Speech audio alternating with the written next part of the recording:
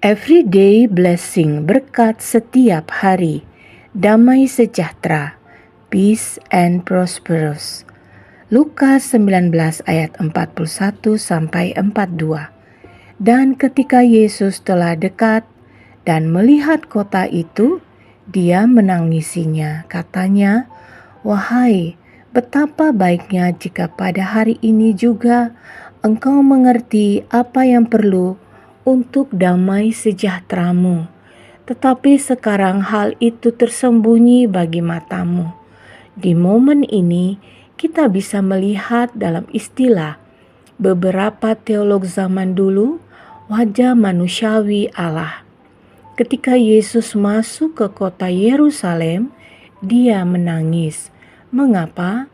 Karena dia berbelas kasih kepada orang-orang di sana.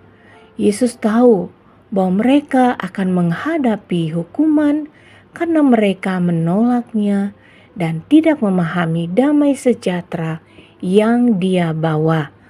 Orang-orang saat itu sebenarnya menginginkan damai, tetapi mereka berpikir bahwa damai itu hanya bisa didapatkan melalui kemenangan politik atau militer.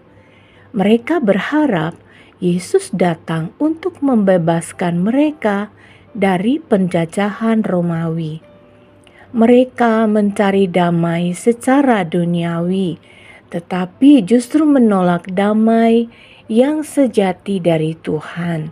Karena kebutaan rohani mereka, Yesus menangis. Kita juga sering seperti mereka.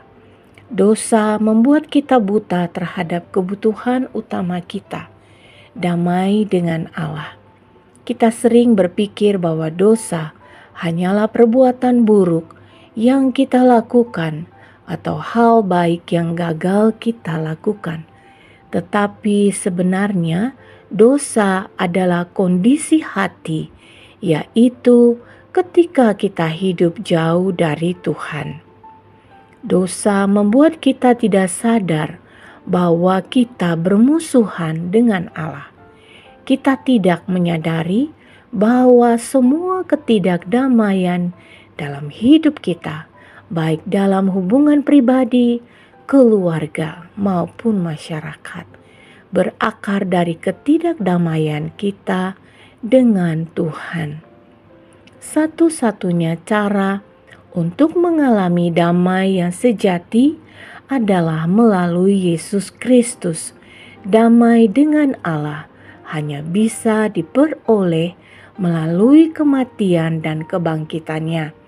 Ketika kita berdamai dengan Allah, barulah kita bisa mengalami damai di dalam hati dan dalam hubungan dengan sesama. Karena itu, renungkanlah damai yang kita miliki sekarang sebagai anugerah dari Tuhan.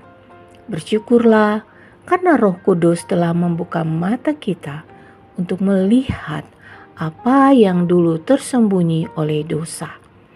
Dan berdoalah agar hati kita semakin penuh belas kasih seperti hati Yesus, sehingga kita juga bisa peduli dan berdoa bagi orang-orang yang masih mencari damai di tempat yang salah dan membawa mereka kepada damai sejati dalam Kristus. Misi kita hari ini adalah bersyukur memiliki damai sejati dalam Kristus. Mari kita berdoa. Ya Bapa, tolong kami agar hati kami semakin penuh belas kasih seperti hati Yesus.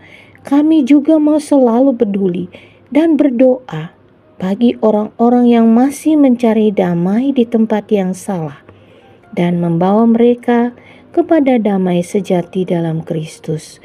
Demi Kristus kami berdoa. Amin.